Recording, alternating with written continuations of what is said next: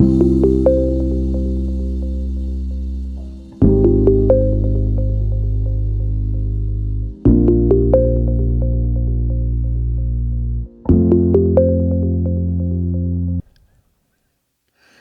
Gary Isaacs with the Ike Pickett Show.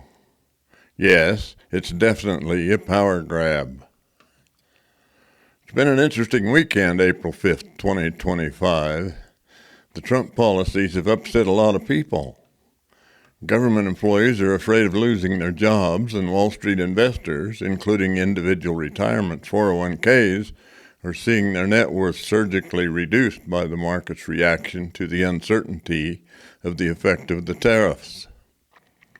Tariffs are being levied by Trump in an attempt to enrich American people by bringing product production back to the United States.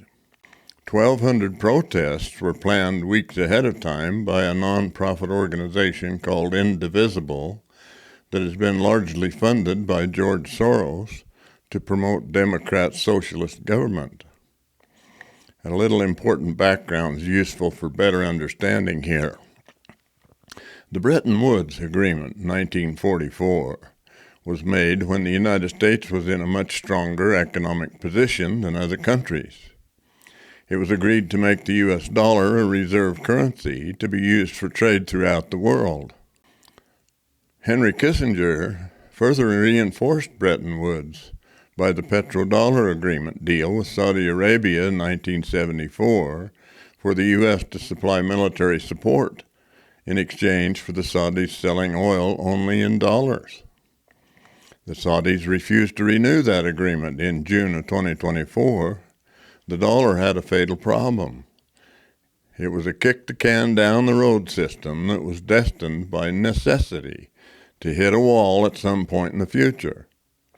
The Keynesian method was not designed to last in perpetuity. The demise was built in.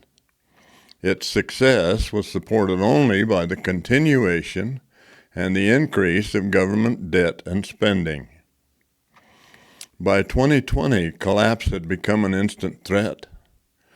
The spending habits of the government were going to hit the wall as the national debt continued to climb at the rate of more than $3 trillion a year.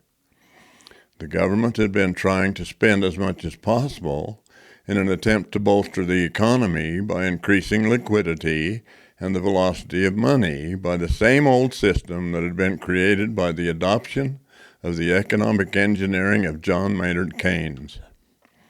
That system was flawed at the outset because it was based on the very characteristics of a Ponzi scheme.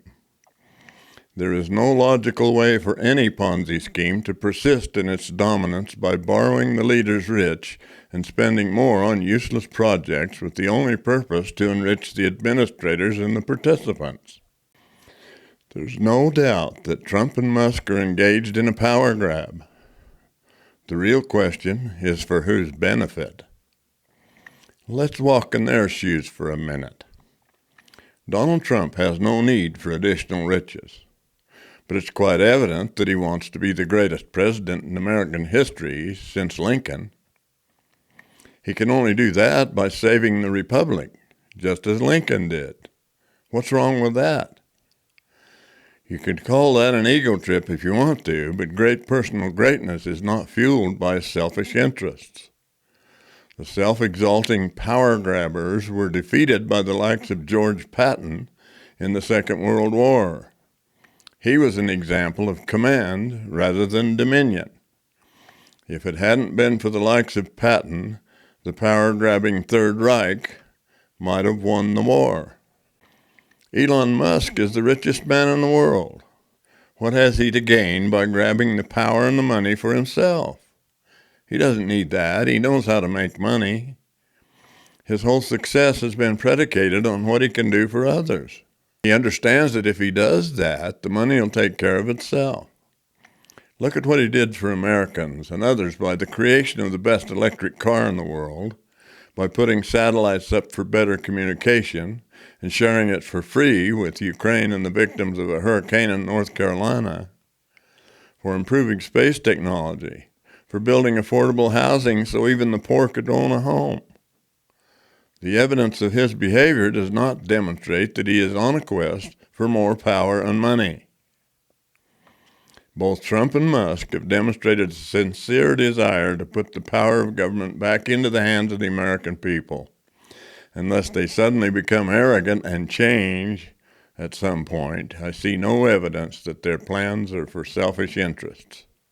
Main Street did not create the Great Depression. Wall Street did. It's time to put the control back into the hands of the American people before the dollar loses its purchasing power, and it's time that other countries are willing to establish a level playing field for international trade. All we want is fairness. I'm Gary Isaacs with the Ike Pickett Show. Thanks for hanging with me today. Remember that knowledge is power, and it also replaces fear. Open my website, myintegritypath.com, to get your free copy of the Declaration of Financial Independence. Read my book, Standing Up to the Coup, and you can listen to my book, Searching for Bitcoin, by audio.